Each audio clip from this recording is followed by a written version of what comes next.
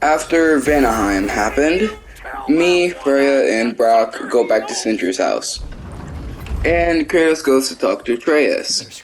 And the whole argument between Kratos and Atreus happened because of a flaw of both of their characters. Atreus wants to do something idiotic, and also look for excuses to go to Asgard to find his answers, which nobody knows. Even at the end of the game, nobody knows what he was actually looking for. And I don't even know what Atreus was trying to look for. He's trying to look for his story from other people. And Kratos is saying that Atreus is only his son and nothing more than his son, and that's basically turning him down to an ant, basically. So, how I would fix this? Kratos is obviously mad that Atreus left. But I'd be going for us. So I would probably change Kratos to yell at him for leaving. And instead of saying, "You are my son and nothing more than that." And then I want Atreus to be like, "I'm trying to save your life." And then he bursts out into tears and then turns into a wolf instead of a bear, and then runs and goes to Asgard. Why a wolf, you may ask? Because Atreus is often represented as a wolf and Kratos as a bear, and a bear is supposed to represent anger, and the wolf is supposed to represent Atreus' personality, I guess.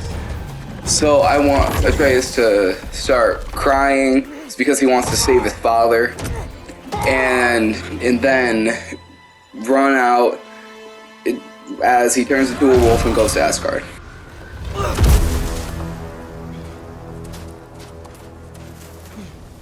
The music throughout that whole scene too was perfect, and if you go back and play the game and listen to it, it just set the whole scene up.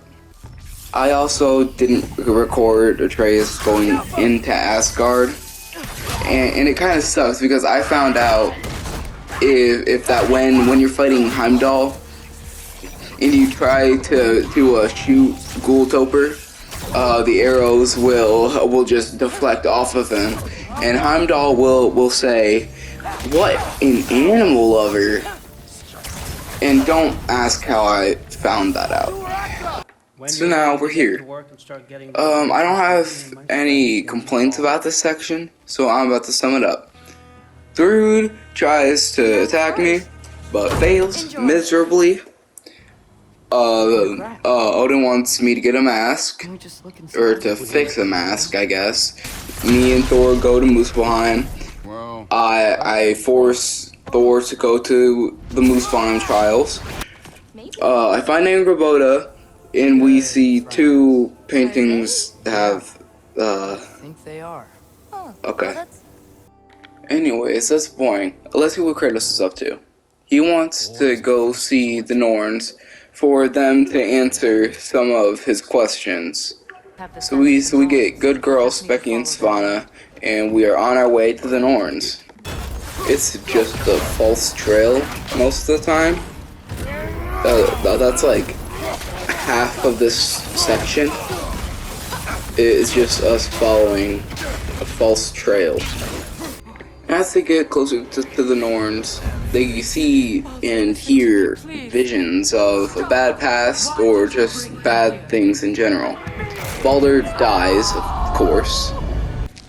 Mimir gets stuck in a tree, and I kill Sigrun for the second time. It is not her. Then I see Atreus with Odin. Not good. Then we get sick right on this Kelpie. I love how the devs Seek my son. twisted the stereotypical destiny or fate. They did a hell of a good job at that. It's not basic. The only reason I like decently liked the new Flash movie was because its twist on time. They also did a great job on Scold, Verolandi, and Euro, and those are the three Norns. They did a great job of making them ominous in a way. It makes you feel something. Scold is always giggling and almost mocking our two protagonists as Verolandi calls them, and Verolandi just kind of sets the scene here and gives that ominous feel, and then Euro just directs all that ominous feel onto us, as she says that Heimdall is gonna kill Atreus, and that Kratos is about to die, and just manipulates both Freya and Kratos. Now we need a weapon that can murder Heimdall in cold blood. And I think the dwarves may have something. They have a ring called Dropnir. But before we can turn it into a weapon, we need to prepare. Prepare for battle. This is Sparta! I just thought of that at the top of my head, and now it's gonna stay in the video.